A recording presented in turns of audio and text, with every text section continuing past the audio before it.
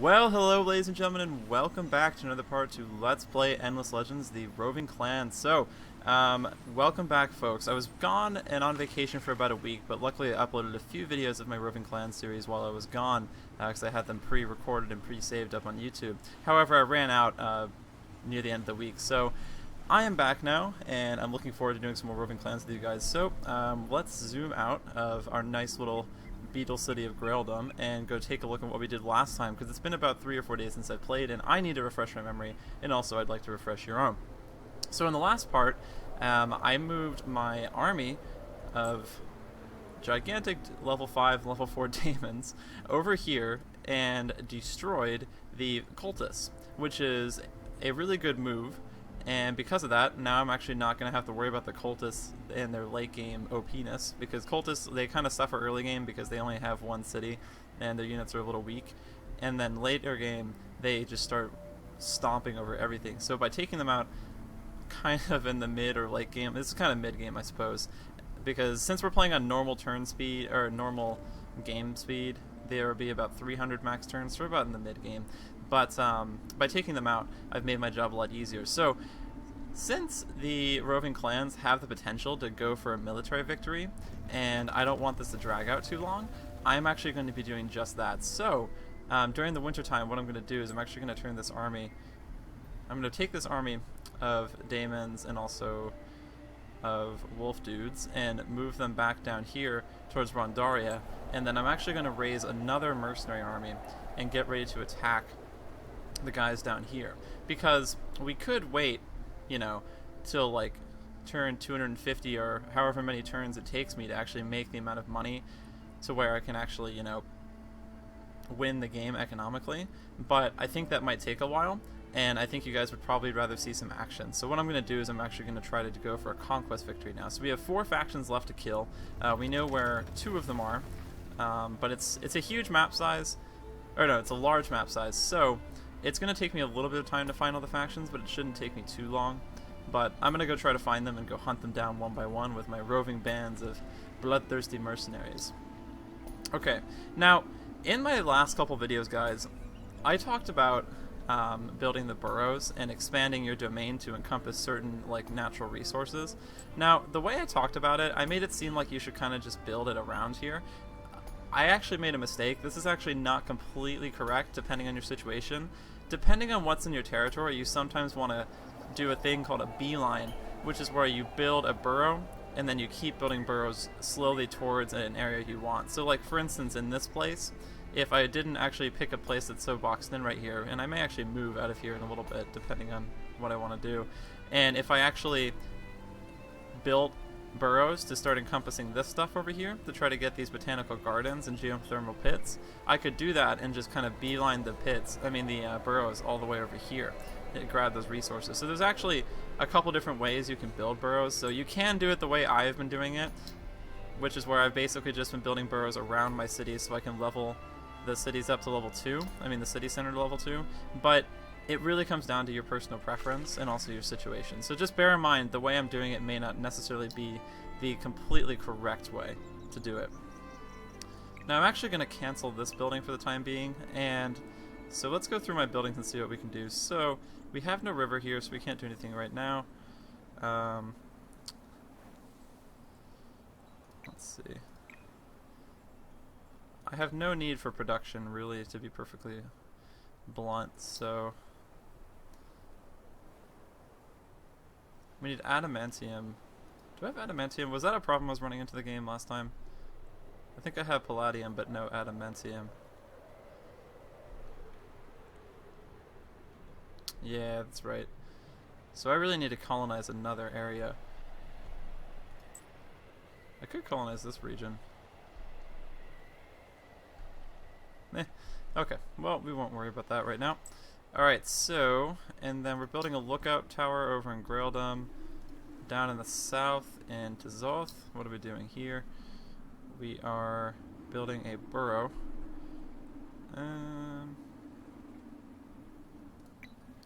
Let's actually build a Moonleaf Extractor first, because Moonleaf's going to be pretty nice. Okay. Alright, and then we shall And I guess I gotta build something up here. The thing is like, it's kind of hard for me to actually see where the good natural resources are around me, so I'm not 100% sure where I want to build an expansion. So we've got my paladin extractor, and then also my blood crystal extractor up here. So I could expand over in this direction, but that's not really going to give me much. If I expanded my city towards towards the water, I could gain at least these 2 water tiles, which with my upgrades, these would turn into each 5 dust. So I get a potential of 10 or 12 dust from that location. So that wouldn't be horrible. That's probably going to be my best option at this point. Yeah, okay. So I guess we'll build the burrow this way. And then gain the extra science and then the extra dust. That'll be helpful. Okay. Alright, and then let's end turn. Gonna wait a little bit. I want to stockpile on a little bit of dust, because I've got about 2k now. Yeah, 2.3k. That's pretty good. And now that that's done, let's spend some dust and buy out these burrows. So I'll have that burrow expand over there. And then in Graildom, we can build another burrow street if we want.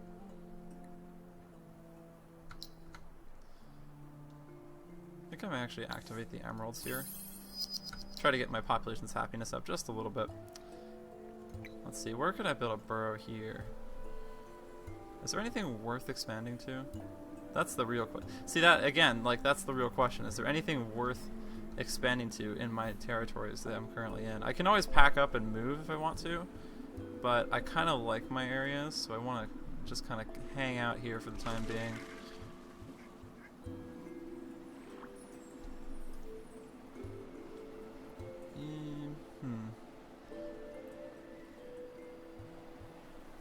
Well, I guess I could expand here. Because this place is actually producing 2 dust. So I get an extra 6 science and then a little bit of extra production, which I don't necessarily need, and a little bit of dust. Yeah, so we'll build a burrow there. What's this? The Ardent Mages want a map exchange. I'm sure we can arrange that. So let's see, Ardent Mages. What if... Oh, God. 1, 2, 3, 4, 5, 6 cities. Oh, I'm a little tiny, aren't I? Oh, but we actually, because of the map exchange, we've actually managed to find all the factions, so we have an idea of where we need to go. So we're going to have to go all the way down here, swoop around. Ooh, this is going to be a long period of conquest, most likely.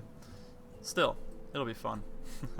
Alright, so let's have these guys keep moving down towards Tezoth. Now in Tezoth, you guys remember, we still have an army down here. We've actually got our Dervish, we've got an Ended, and also 2 level 3 Daemons, so that army is going to be pretty helpful later. Let's see, so down in Tezoth, let's build a Moonleaf Extractor, and then let's spend some dust to finish up that Burrow Street.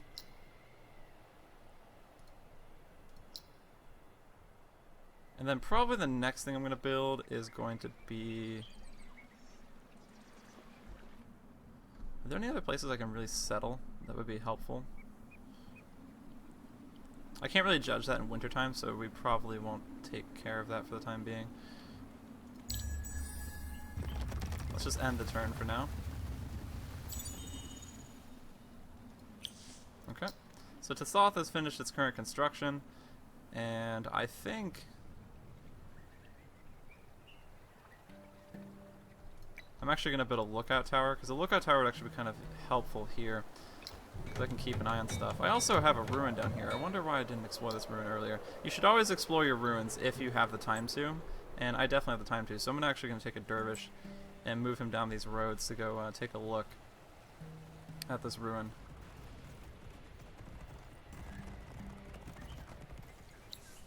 What we got here? 15 glass steel. Okay, not too bad.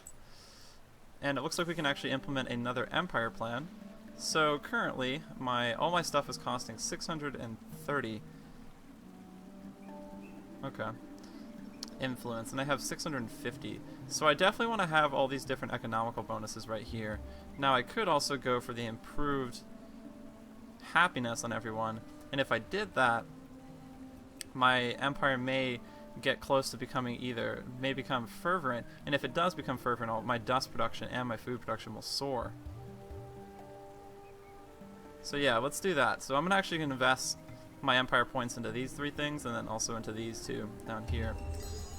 And let's see, is my empire... Oh, actually, we'll see the effects next turn, I believe. Or it's delayed or something like that. Okay. Oh. What place isn't building anything? Oh, Attican? Attican, come on, you gotta start building stuff, my friends. Alright. Alright, so now that I've kind of beelined it over here, I think I'm just going to keep building boroughs here for the time being, because there's not really much else we can do with this city anyway. I'm going to actually start building boroughs around this end district here, so I can kind of grab everything around and then try to level this district up to level 2. So let's, yeah, let's build one right here. And then we'll just buy that out, because I can. And the winter's going to last from 1 to 12 turns. Oh, we know what that music means. Era 4, Age of Industry. Hilariously enough, I've actually never made it to Era 4. Because I've only finished 1 game, and it was a conquest victory, and I kind of blitzkrieged everybody. So, yeah, this will be interesting. Okay, so Dust Tier 1 equipment is made available for heroes and units. Good. Newly trained units will now be elites, level 4, and cost more. Alright. And luxury resources are revealed: Dust Orchid, Dust Water, Hydromeal, Pixie Blood, and Red Sang. And then Mithrite and Hyperium have been revealed. Alright. Interesting. And let's see, we finished statistical methods, which if I build that, I'll get, you guys know, I'll get a lot more science from, and also I'll be able to predict how long winters will be, and also when they'll be coming a little bit better. Alright, so we have 2 sources of Hydromeal. That's not bad. We have 2 sources of Mithrite and Hyperium. Good, so we have Mithrite and Hyperium, so we won't have to worry about not having that stuff. Okay, and actually my Empire's fervent right now, so because of their fervent Empire status, I'm getting an extra 30% dust and 30% science. That's really good. And you can see, even with that now, I'm actually producing an extra 400, oh no, I was producing 900 before, 800, something like that. I'm getting like an extra 100 or so dust, which is still a pretty nice bonus considering it's winter time. Usually you wouldn't get that much. Okay, so I'm going to get an advanced alchemical lab here, because they're going to give me +3 science on my city center, and +3 science per district, and also +3 science per population. So I'm going to get an extra 30 science, about 36 science actually, which is a really nice science bonus. And the winter time is probably going to be over soon, and once the winter time is actually done, that's when I will begin to strike. Now, since the... Okay. Actually, I'm trying to think about this for a minute. Let me actually go and see if there's any more units I can buy. I actually should probably get a few ranged units, because I really... The daemons are good, but they also are infantry, so if you can only, you can only have so many men on the front line. You want to have a few ranged units from the back. So let's take a look and see if we can find... So we've got 1 ranged unit on the marketplace. It's an orc. These orcs are actually decently strong. They have winter immunity, which is a nice boost, and also point blank power, one of their abilities. It makes it so they get an extra 40% attack when they attack close range. That's always kind of nice. We could probably give that to them.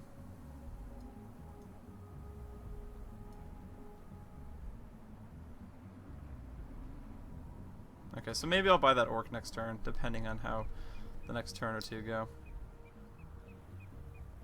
Because we definitely need a few more soldiers in this army. And then also this army lost one of their soldiers, so they need another ranged unit anyway. Oh, we need to research science. Aha. Alright, so we are now in Era 4. Now, we're going to have to take a look at this, because I actually haven't taken a look at Era 4 very much, so let's see what we get. Okay, so nutrition chemistry, +3 food on exploitation, and +3 food on any terrain with food. Okay. +3 food per citizen. Ooh, okay, okay. So this is going to give us a bunch of food. So there's a lot of food production places, so we'll keep that in mind. We have Signal Corps, which will increase the army slots. on my empire. So if I research this, my army's going to have a maximum of 8 troops in their forces. Plus 20% defense on units. That's pretty nice, actually. That may be worth getting in a little bit. Cultural indoctrination. Okay, minor faction assimilation. We don't need that. After unlocking this technology, ruins that have been searched can already be searched again. Or they can be searched a second time. That's pretty good. Okay. And then we have a lot of things that are going to improve our industry. That doesn't matter, because we don't care about industry in this point.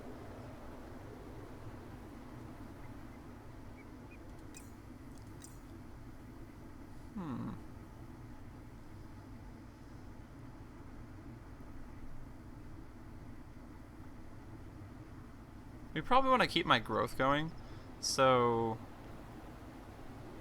I think the first thing I'm going to get is probably going to be a refrigeration plant. Yeah, I'm going to get isolation sciences, this technology first, and then I'll probably get endless mechanisms, because what this does is it actually makes it so the amount of movement it takes on roads is reduced by 50%, and also I get to search all the ruins twice. Actually, no, because I'm not even going to be searching ruins that much anymore. I'm going to war. So let's get brigade system, because that's going to give all of my troops 20% extra defense. That'll be really nice. And then let's get an extractor would be kind of useless because my mercenaries can't technically be upgraded. So let's get the advanced harvester next. Let's see if we can get some more luxury resources. My current quest is what right now? Produce 60 dust and 40 influence in my empire.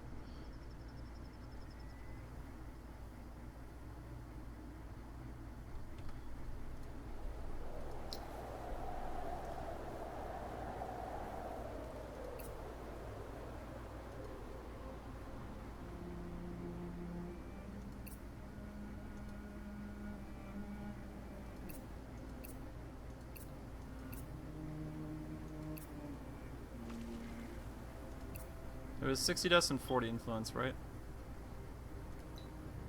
Yeah, okay. So I'm going to leave those guys, those workers in those 2 tiles. That way I'll actually start producing a decent amount of influence. And hopefully once that's done, we'll be able to produce a bunch of influence. So actually, it would be kind of good to get... Okay, you know, I'm going to buy some palladium. Just a little bit. Or not palladium. Adamantium. Let's buy 5 of that for 267 dust. And then over here I'm actually going to build a national museum because it's going to give me a bunch of extra influence.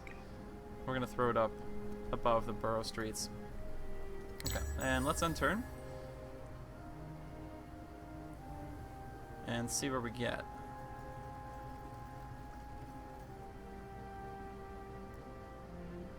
Please. No more winter, no more winter. Ah, this winter time is killing me. Well, not really, but still, it's just a lot of, you know, it's just a lot of stuff. I want to get rid of this winter time. Alright, so my large Daemon army has arrived back on home territory. So that's good. And let's see. There's nothing really else to build this turn, and I don't have enough dust to actually upgrade anything, so I'm going to wait another turn. Okay, so Grealdom now has a national museum, which means they should be producing 49 influence. We need to drop 1 more. Okay, so now we're producing more than 60 dust, and then more than... Oh no, we need to produce 40. So that's plenty. Yeah, that's plenty. Oh, and my High Inquisitor has leveled up. Let's see, so I gave her Fire Starter, that's a pretty good ability, but I actually want to try to get Cold Operator. So let's go head over to Inspirational Leader, which is going to give whatever city she's governing an extra 5% bonus on all of its resources, which will be really good. And then this army is actually going to move... Oh, actually, Rondaria, this little city right here, is very weak. It only has 1 unit garrisoning it. So I think I'm actually going to have this army It's still privateering. Okay, I'm actually going to have this army go and attack Rondaria and get rid of this territory. That way we can push the roving... These are the ardent mages, right? That'd probably be an important thing to look at before I declare war. While we rule the greatest empire, it pleases us to see small... Aha! Yeah, sure, Draken. That's why I killed the cultists earlier. Okay, so green are the ardent mages, so we're going to kill them. Let's see. They want peace, and they'll give me gold? Sure. Because even if we go to peace, I'll still kill you with privateers. Alright, let's activate this gold booster so we can increase my dust gain. Okay. And then wintertime will probably almost be over.